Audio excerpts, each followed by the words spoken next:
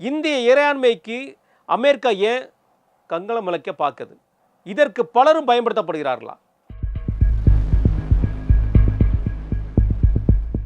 நேற்று இந்த போராட்டத்தோட விளைவு காங்கிரஸ் கட்சியோட எம்பிக்கள், அகிலேஷ் யாதவ் கட்சியோட எம்பிக்கள் பலருமே போராட்டத்தில் இறங்கியிருக்காங்க. ஆம் ஆத்மி எம்பிக்களும் கூட 1-2 பேர் அவங்களும் போராட்டத்தில் இறங்கியிருக்காங்க. யாரெல்லாம் இவங்களுடைய நோக்கம் என்ன? ராகுல் காந்தி அவர்கள், மாண்புமிகு நாடாளுமன்றத்தோட எதிர்க்கட்சி தலைவர் ராகுல் காந்தி அவர்கள் பல குற்றச்சாட்டுகளை அடிக்கடிக்கு வச்சிருக்கிறார். எப்படி சிஏஏக்கு இந்த மாதிரி விஷயங்கள் தெரிய வருது? மிகப்பெரிய ஒரு கேள்விக்குறி. இந்த அபிஜித் தீபக் அவர் யார்? அவர் பின்னாடி இருந்து இயக்குவது யார்?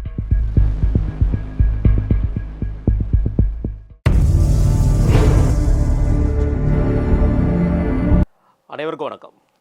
சிஜேபி சார்பாக நடந்த போராட்டத்தில் வன்முறை வெடிச்சிருக்கு. இந்த வன்முறையை தூண்டி விடுறதுக்கு யார் காரணம்? இந்த வன்முறையை திசை திருப்ப ராகுல் காந்தி பயன்படுத்தப்பட்டாரா? மோடி அவர்கள் மீதும் ராகுல் காந்தி மீதும் யார் குற்றச்சாட்டு சுமத்தியிருக்கிறார்? சிஜேபியோட போராட்டம் எப்படி அமெரிக்காவோட சிஏஏக்கு தெரிஞ்சது? இந்த மாதிரி பல்வேறு விடயங்கள் நம்முடைய இந்திய தேசத்துக்கே இறையாண்மைக்கே எதிரான விஷயமாக மாறப்பட்டு வருது. சரி, இந்த சிஜேபியோட போராட்டம் போவோமா? எந்த மாதிரியான போராட்டம் எப்படி தூண்டிவிடப்படுகிறது பார்க்கலாமா? இந்த நிகழ்ச்சியை முழுமையாக பாருங்கள். சப்ஸ்கிரைப் பண்ணாதவங்க சப்ஸ்கிரைப் பண்ணி பாருங்கள். ஹை பட்டன் ப்ரெஸ் பண்ணுங்கள், அது எங்களுக்கு ப்ரொமோஷனாக இருக்கும். சரி, சிஜேபி சார்பாக ஒரு போராட்டம் இது நடத்தப்படுவது ஜூலை 20, ஜூலை 21. ரைட். இந்த போராட்டத்தை பற்றி அமெரிக்காவில் இருக்கக்கூடிய சிஏஏக்கு எப்படி தெரிஞ்சது? ஜூலை மாதம் 17ஆம் தேதி சிஏஏ வெளியிட்ட ஒரு அறிக்கையில் எந்த இடங்களில் டெல்லியில் போராட்டம் நடக்க இருக்கு, எந்த இடங்களில் காவல்துறை அந்த போராட்டத்தை கண்ட்ரோல் பண்ணணும் அப்படிங்கிற ஒரு விஷயம் சிஏஏக்கு எப்படி தெரிஞ்சது? இது மிகப்பெரிய ஒரு கேள்விக்குறியாக பார்க்கப்படுது. ஏன்னா இந்த கரப்பாம்பூச்சி ஜனதா பார்ட்டியோட அபிஜித் தீபக் அமெரிக்காலேருந்து வந்தவர். அவரை பற்றி நிறைய கேள்விகள் இன்னும் போக போக கேட்கலாம். கடந்த ஆண்டு செப்டம்பர் மாதம் 8ஆம் தேதியிலேருந்து 10ஆம் தேதி வரைக்கும் காத்மாண்டு, நேபாளத்தில் நடந்த மிகப்பெரிய போராட்டங்கள் எதுக்காக? பல பேர் கொல்லப்பட்டாங்க. அந்த விஷயத்தில் எப்படி நடந்துச்சு? இந்த பல்வேறு கேள்விகளுக்கு விடையே சிஏஏட்ட தான் இருந்தது. எப்படி சிஏஏக்கு இந்த மாதிரி விஷயங்கள் தெரிய வருது? மிகப்பெரிய ஒரு கேள்விக்குறி. யார் இந்த அபிஜித் தீபக்? அமெரிக்காவில் என்ன பண்ணிட்டு இருந்தார்? இதெல்லாம் எப்படிப்பட்ட கேள்விகளாக தெரியுது. இந்திய இறையாண்மைக்கு அமெரிக்கா ஏன் கங்கணம் விளக்க பார்க்குது? இதற்கு பலரும் பயன்படுத்தப்படுகிறார்களா? நேற்று இந்த போராட்டத்தோட விளைவு காங்கிரஸ் கட்சியோட எம்பிக்கள், அகிலேஷ் யாதவ் கட்சியோட எம்பிக்கள் பலருமே போராட்டத்தில் இறங்கியிருக்காங்க. ஆம் ஆத்மி எம்பிக்களும் கூட 1-2 பேர் அவங்களும் போராட்டத்தில் இறங்கியிருக்காங்க. யாரெல்லாம் இவங்களுடைய நோக்கம் என்ன? ராகுல் காந்தி அவர்கள், மாண்புமிகு நாடாளுமன்றத்தோட எதிர்க்கட்சி தலைவர் ராகுல் காந்தி அவர்கள் பல குற்றச்சாட்டுகளை அடிக்கடிக்கு வச்சிருக்கிறார். நீட் தேர்வில் நடந்த முறைகேடு சார்பாக நம்முடைய தர்மேந்திர பிரதான் அவர்கள் பதவி விலகணும். டெல்லியில் மாணவர்கள் மீது நடத்த தடியடி காரணமாக நம்முடைய ஹோம் மினிஸ்டர் அமித்ஷாஜி அவர்கள் பதவி விலகணும். இவங்க 2 பேரும் அமைச்சரவையில் இருந்ததுனால மோடிஜி அவர்களும் பதவி விலகணும். அப்புறம் யாருப்பா உட்கார வைக்கலாம்? சோனம் வாங்சுக்கு உட்கார வச்சுருவோமா? இன்னொரு யூனஸா? இது பங்களாதேஷ் கிடையாது. இது பங்களாதேஷ் கிடையாது. தேர்தலில் போட்டியிட்டு அதில் பெரும்பான்மையோட அல்லது கூட்டணி கட்சிகளோட பெரும்பான்மையோட ஜெயிச்சிங்கன்னா பேசலாம். கடந்த தேர்தலில் 2024 நடந்த தேர்தலில் கூட பிஜேபி வாங்கின மொத்த சீட்டுக்கும் நீங்கள் கூட்டணியாக வச்சுருந்த மொத்த சீட்டும் கூட. இதுதான் உங்களுடைய லெவல். சரி, காங்கிரஸ் இந்த விஷயத்தை பேசுகிறதுக்கு எந்த அளவுக்கு தகுதி வாய்ந்த கட்சி அப்படிங்கிற ஒரு பார்வை பார்க்கலாமா? காங்கிரஸோட ஆட்சியில் 2004 to 2014, ஏன் பின்னாடி போகிறோம் அப்படின்னு நினைக்காதீங்க. 2004 to 2014 தான் இப்போ எடுத்து பேச போகிறோம். அதுக்கு முன்னாடி நிறைய நடந்திருக்கு. அதை பற்றி பேசிட்டே இருக்கலாம். ராகுல் காந்தி அவர்கள் 2004லிருந்து 2014 காலகட்டங்களில் நடந்த ஒவ்வொரு தேர்வு முறைகேடுகளுக்கும் பதில் சொன்னாரா? அன்றைக்கு பிரதமராக இருந்த மன்மோகன் சிங் அவர்கள் பதவி விலகினாரா? இன்றைக்கு எம்பியாக இருக்கக்கூடிய பிரியங்கா எங்கே இருந்தீங்க? பார்க்கலாமா? உங்களுடைய ஆட்சி காலத்தில் நடந்த முறைகேடுகள். 2006 சிபிஎஸ்இ பேப்பர் லீக் ஆயிருக்கு. 2007 AIEEE paper leak. 2008 pre medical test paper leak ஆயிருக்கு. 2011 மீண்டும் ஏஐயோட பேப்பர் லீக் ஆயிருக்கு உத்தரப்பிரதேசத்தில். 2012 எய்ம்ஸோட என்ட்ரன்ஸ் எக்ஸாம் பேப்பர் லீக் ஆயிருக்கு. 2013 Maharashtra HSC exam paper leak. 2013 Rajasthan university paper leak. 2013 Rajasthan public service commission paper leak. 2014 CBSE class 2 mathematics 10th mathematics paper leak ஆயிருக்கு. இந்த மாதிரி பல்வேறு குற்றச்சாட்டுகள் உங்கள் அரசாங்கத்து மேலே இருக்கு. அப்படி இருக்கும்போது நீங்கள் அந்த நேரங்களில் என்ன பண்ணீங்க? இந்த காங்கிரஸோட கூட்டணி வச்சிருக்கிற பல கட்சிகள், தமிழ்நாட்டில் இருக்கக்கூடிய கட்சிகள், அண்ணன் திருமா அவர்கள் போய் இந்த கூட்டத்தை போய் எட்டி பார்த்துட்டு இருந்திருக்காரு. அவரை யாராவது பேச கூப்பிடுவாங்கன்னு நினச்சாரு, கடைசியில் யாரும் கூப்பிடல. தன்னிலை விளக்க வீடியோ நம்ம எதிர்பார்க்குறோம், இன்னும் கூடிய சீக்கிரத்தில் வரும். மற்ற கட்சிகள் எல்லாம் என்ன பேசுனீங்க அந்த காலத்தில்? இவ்வளோ பேப்பர் லீக் ஆகிருக்கு, பதில் சொல்ல தயாரா ராகுல் காந்தி அவர்களே? அது மட்டும் இல்லாமல் இங்கே நடந்தது ஊழல் குற்றச்சாட்டு கிடையாது, பதவி விலக சொல்வதற்கு. தேர்வில் நடந்த முறைகேடு நடந்திருக்கா? ஆமாம் நடந்திருக்கு. நீட் தேர்வில் முறைகேடு நடந்து கொண்டிருக்கிறதா? ஆமாம் நடந்து கொண்டிருக்கிறது, அது உண்மை. அந்த நீட் தேர்வு நடத்துறது மத்திய அரசாங்கமா? கிடையாது. மத்திய அரசாங்கத்தின் கீழ் இருக்கக்கூடிய என்டிஏ, நேஷனல் டெஸ்டிங் அகாடமி, இவங்க தான் அதை நடத்துகிறாங்க. ஆனால் மத்திய அரசுக்கு பொறுப்பு இருக்குன்னா பொறுப்பு இருக்காது, மாற்று கருத்தே கிடையாது. தர்மேந்திர பிரதான் அவர்கள் இதுக்கு பொறுப்பேற்கணுமா? பொறுப்பேற்கணும். எந்த மாதிரியான பொறுப்பு? முறைகேடு நடந்ததுக்காக செய்திகள் வந்தது, உடனடியாக சிபிஐ விசாரணை உத்தரவிட்டாங்க, கைது செய்யப்பட்டிருக்கிறாங்க. என்டிஏ மீது வழக்கு பதிவு செய்திருக்கு சுப்ரீம் கோர்ட்டில். பாரத பிரதமர் அவர்கள் இந்த நீட் பேப்பரான குற்றச்சாட்டு வந்த உடனே அவர் தார்மீக முறையில் அவர் கேட்டார், இதில் தப்பு நடந்திருக்கு, இதுக்கு தகுந்த நடவடிக்கை எடுப்பேன்னு சொல்லியிருந்தார். ரைட், இதுதானே முறை. ஊழல் குற்றச்சாட்டு நடந்திருக்குன்னு சொன்னீங்கன்னா பதவி விலகலாம். திரு ராகுல் காந்தி அவர்களே, திருமதி பிரியகாந்தி அவர்களே, ஊழல் குற்றச்சாட்டு நடந்திருக்கா? உங்கள் ஆட்சியில் நடந்த ஊழல் குற்றச்சாட்டுகளை அடுக்கிட்டே போகலாமா? எவ்வளோ குற்றச்சாட்டுகள் ஆட்சி மீது இருந்தது, ஆட்சியாளர்கள் மீது இருந்தது, அமைச்சர்கள் மீது இருந்ததுன்னு அடுக்கிட்டே போகலாமா? மறந்துட்டீங்களா? பல குற்றச்சாட்டுகள் நிரூபிக்கப்படாமல் போயிருக்கு அப்படின்னு நினைக்காதீங்க. இன்றும் வழக்கு நிலுவையில் தான் இருக்குது. குறிப்பாக சொல்ல போனால் காமன்வெல்த், அதை விடுங்க. ஆத சூழல் ஒரு ஊழல் இருந்துச்சு. ஜென்சி கிட்ஸ் எல்லாம் இருப்பீங்க, அந்த ஊழலை போய் பார்க்குறீங்களா? அது ஊழல் எதில் நடந்ததுன்னு? கார்கில் போரில் போரிட்டு உயிர் நீத்த, அதில் போரில் பங்கேற்ற இராணுவ வீரர்களுக்கு வீடு வழங்குவதில் ஊழல். இதற்காக பதவி விலகினது யார் தெரியுமா? மகாராஷ்டிராவுடைய முதலமைச்சராக கருதப்பட்ட காங்கிரஸ் கட்சியில், அன்றைக்கு காங்கிரஸ் கட்சியில் இருந்த அசோக் சவான் அவர்கள். பேசலாமா காங்கிரஸ் இதை பற்றி? தேசிய ஒருமைப்பாட்டுக்கு எதிராக காங்கிரஸ் செயல்பட்டு கொண்டிருக்கிறதா? பலரும் கேள்வி எழுப்புறாங்க.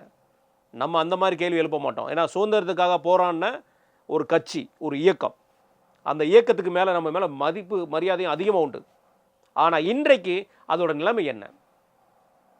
இந்த அபிஜித் தீபக் அவர்கள் நடத்தக்கூடிய போராட்டத்தில் போய் பங்கேற்று காங்கிரஸ் தன்னை மீண்டும் நிலைநிறுத்த முயற்சி செய்கிறதா?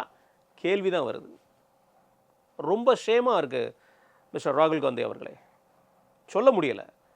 நீங்கள் ஒரு எம்பி, மாணவர்களை எப்படி வழி நடத்தணுங்கிற ஒரு விஷயம் உங்கள்கிட்ட இருக்குது. அந்த கடமையும் பொறுப்புணர்ச்சியும் தான் நம்ம ராகுல் காந்தி அவர்களிடம் இருக்குது. அதை தவிர்த்து மாணவர்களுக்கு இணையாக போய் போராட்டம் நடத்துகிறீங்க. பிரதம மந்திரியோட இல்லத்துக்கு அருகே போராட்டம் நடத்தியிருக்கீங்க. இந்த போராட்டத்தை தூண்டி விட்டது பிரதமரா? இந்த கேள்வி நாங்கள் வைக்கலப்பா. கேள்வி எழுப்பினது யார் தெரியுமா? ஆம் ஆத்மி கட்சியோட துணைத் தலைவர் சஞ்சய் சிங் அவர்கள். மீண்டும் பிஜேபியோட துரைந்தரா செயல்படுகிறார் ராகுல் காந்தி.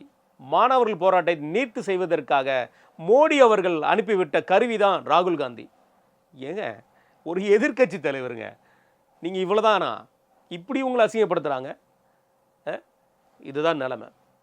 சரி, ஆம் ஆத்மி கட்சி, அரவிந்த் கெஜ்ரிவால், இந்த எப்படி சொல்கிறது, இந்த அரவிந்த் கெஜ்ரிவால் அவர்களுக்கு ஒரு போராட்டம் ஒன்று கிடச்சிட்டா உடனே கிளம்பி போயிடுவார். அவருக்கு நினைவுபடுத்த வேண்டிய விஷயம், டெல்லிக்கு அருகாமையில், மிக அருகாமையில், நம்முடைய ரியல் எஸ்டேட்லாம் அட்வர்டைஸ்மெண்ட்டில் வரும்ல, டெல்லிக்கு மிக அருகாமையில் பஞ்சாப் மாநிலத்தில் ஆட்சியில் இருக்கிறது ஆம் ஆத்மி. அதை மறந்த அரவிந்த் கெஜ்ரிவால் அவர்களுக்கு ஒரே ஒரு கேள்வி. சமீபத்தில் நடந்த, பஞ்சாபில் நடந்த ரெக்யூர்மெண்ட் எக்ஸாமில் எவ்வளோ பெரிய ஊழல் நடந்திருக்குன்னு ஃபார்மசி ரெக்ரூட்மெண்ட் எக்ஸாமில் எவ்வளோ பெரிய ஊழல் நடந்திருக்குன்னு அங்கே பங்கேற்ற மாணவர்கள் சொல்லியிருக்காங்க. ஆயிரக்கணக்கான மாணவர்கள் சாட்சிகளோட ப்ளூடூத் பெனில் எல்லா கேமராலையும் சாட்சிகளோட சொல்லியிருக்காங்க எவ்வளோ பணம் கொடுத்து சீட்டுக்கு போயிருக்காங்கன்னு. இதையும் நம்ம சொல்லலை. இப்படி பஞ்சாப் அரசாங்கத்து மீது குற்றச்சாட்டு சுமந்திருந்த சுவாதி மலிவால் உங்களுடைய ஆம் ஆத்மி கட்சியோட எம்பி, முன்னாள் எம்பி, இப்போ பிஜேபியில் ஜாயின் பண்ணியிருக்கிறாங்க. இப்படி ஆம் ஆத்மி கட்சி மேலே பல குற்றச்சாட்டு இருக்குது. இளைஞர்கள் மத்தியில், இளைஞர்களுடைய எக்ஸாமில், அவங்களுடைய ரெக்ரூட்மெண்ட் விஷயங்களில் நீங்களே குற்றச்சாட்டுக்கு உட்பட்டிருக்கீங்க. நீங்கள் போய் நின்றுட்டு இருக்கிறீங்க. முன்னாள் முதல்வராக இருந்தீங்க. பல பள்ளிகளை விதவிதமான முறையில் டெக்னாலஜி வைஸாக நீங்கள் கொண்டு வந்திருக்கீங்க. ஒரு மாணவர்களை எப்படி வழிநடத்தணும்னு தெரிய வேண்டாமா? இப்படி தான் வழிநடத்துவதா? அடுத்தது அகிலேஷ் யாதவ் அவர்கள். அவருக்கு ஒரே நோக்கங்க, ஆம் ஆத்மி கட்சிக்காவது நோக்கம் இருக்கிறது வேற கதை. ஆனால் அகிலேஷ் யாதவுக்கு 2027 நடக்கக்கூடிய உத்தரப்பிரதேசோட தேர்தல் தான். ஆனால் அகிலேஷ் யாதவ் அவர்களுக்கு இன்னொன்று தெரியாமல் இருக்குது. உங்களிடம் இருக்கக்கூடிய 28 எம்பிஸ் பத்திரமா பாதுகாத்துக்கோங்க. அவங்க எதுக்கோ சப்போர்ட்டாக மாற இருக்காங்கன்னு கேள்விப்பட வேண்டியிருக்கு. அது யாருக்குன்னு தெரியல. இந்த லோக்சபா முடியறதுக்குள்ளே தெரிஞ்சிடும். சரி, இவ்வளோ நடந்துட்டு இருக்குங்க. இந்த அபிஜித் தீபக் அவர் யார்? அவர் பின்னாடி இருந்து இயக்குவது யார்? பல கேள்விகளுக்கு இன்றைக்கி விடையே இல்லாமல் இருக்குது. அதில் குறிப்பாக ஒரு தெரியப்பட வேண்டிய ஒரு விஷயம், இன்றைக்கு சமூக வலைதளத்தில் பெரிதும் பேசப்படுறது, அந்த அபிஜித் தீபக் அவர்கள் சம்பந்தப்பட்ட இயக்க தோழர்கள் சம்பந்தப்பட்ட விஷயங்களில் பல மெயில்கள் வந்துட்டுருக்கு.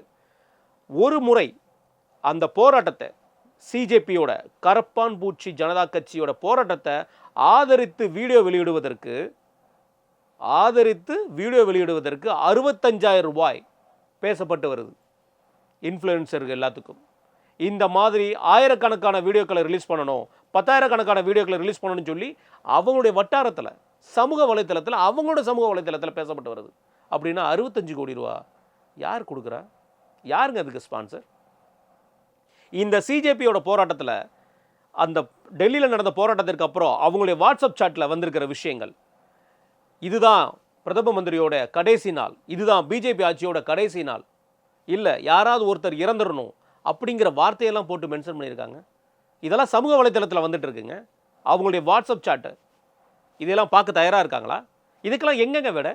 சரி, இந்த அபிஜித் தீபக் யாருங்க? அவர் அமெரிக்காலேருந்து ரிட்டர்ன் ஆகிட்டு வர்றாரு. வந்த உடனே அவர் சொன்ன வாக்கியங்கள் என்ன? என்னை யாராவது கைது செய்திருவாங்க, உடனே நான் பிரபலம் ஆயிடலாம் அப்படின்னு நினச்சி தான் வந்தார். ஆனால் நம்ம ஆளுக்கு பக்கவார கூட்டு போயிட்டாப்புல. அமெரிக்காவில் அவர் படிக்க போயிட்டு ஸ்டூடெண்ட் விசாவில் போனாரா? அந்த ஸ்டூடெண்ட் விசாவை எக்ஸிஸ் பண்ணதுக்கு வேறு எது படிப்புகள் படித்தாரா? இல்லை அங்கே ஒர்க் பெர்மிட் விசாவில் இருந்தாரா? அவர் அமெரிக்காவில் இவ்வளோ நாள் காலதாமதமாக அங்கேருந்து வந்ததுக்கு உண்டான காரணங்கள் என்ன? அவர் விசாவோட டீட்டெயில்ஸை கொடுக்க தயாராக இருப்பாரா? இந்த காக்ரோச் ஜனதா பார்ட்டி ஒரு கட்சியாக உருவெடுக்கணும், அதுதான் சரி. ஏன்னா அப்போ தான் எல்லாரோட அஃபிடவிட் வெளியே வரும். அப்போ யார் யார் நீங்கள் என்னென்ன விவரங்கள்னு மக்களுக்கு தெரியப்படுத்த முடியும்.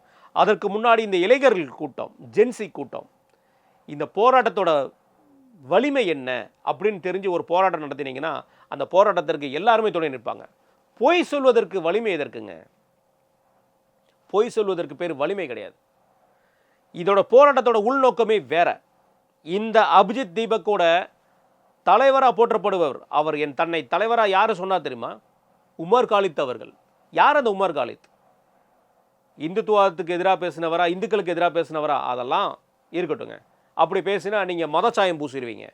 மதச்சாயம் பூசணுமா பூச வேண்டாமாங்கிறது அது அப்புறமாட்டி பார்க்கலாம். இந்துக்களுக்கு எதிராக பேசியிருக்காரு உமர் காலித் அவர்கள். உமர் காலித் அவர்கள் பயன்படுத்தின வார்த்தை போராட்டங்களில் அவர் சொன்ன வார்த்தை என்ன தெரியுமா? சங்வாத் சே ஆஜாதி, மனுவாத் சே ஆஜாதி. சங்வாத் சே ஆஜாதி, மனுவாத் சே ஆஜாதி அப்படிங்கிற வாக்கியத்தை பயன்படுத்தினவர் தான் இந்த உமர் காலித் அவர்கள். இதற்கு பல விளக்கங்களை கொடுத்து வழக்கம் மூலம் எஸ்கேப் ஆகிட்டாங்க. ஆனால் இதோட மீனிங் என்னன்னு புரிஞ்சவங்களுக்கு புரியும். இந்து மதத்திலிருந்து விடுதலை வேணும் அப்படிங்கிற ஒரு வார்த்தையை சொன்னவர் தான் இந்த உமர் காலித் அவர்கள். சரி, அதை விடுங்க.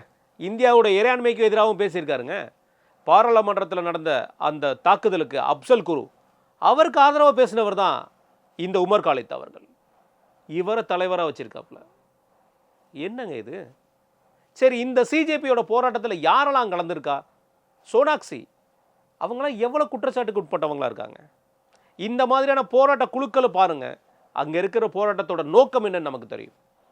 போராட்டத்திற்கு முதல்ல சொன்ன நோக்கம் அந்த சுப்ரீம் கோர்ட் ஜட்ஜ் அவர்கள் சொன்ன வார்த்தை. அந்த வார்த்தையிலிருந்து நீட்டுக்கு எதிரான போராட்டமாக மாற்றப்பட்டது. இப்போவும் நீட்டில் நடக்கிற முறைகேடுக்கு எதிரான நடந்த போராட்டம் தான். நீட்டை வேண்டான்னு சொல்லி எங்கேயும் போராட்டம் நடத்தலை. அது இங்கேருந்து போயிருக்கிற ஆளுங்க சிலர் அப்படியே போட்டு வைக்கிறாங்க. ரைட். இந்த போராட்டங்கள்லாம் இப்படி போயிட்டு இருக்கும்போது இந்த அபிஜித் தீபக் அவர்களுடைய வார்த்தைகள், அந்த போராட்ட களத்தில் நடந்த வீடியோ சமூக வலைதளத்தில் இருக்குது. நம்மளும் அதை போடுறோம், அதை நல்லா பாருங்கள்.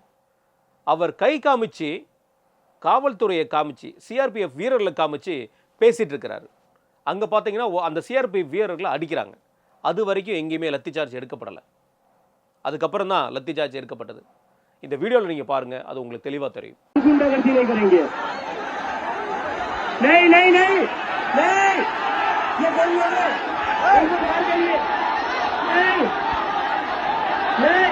ये सब लगे, इन्हें बाहर करिए, इन्हें बाहर करिए, इन्हें बाहर करिए।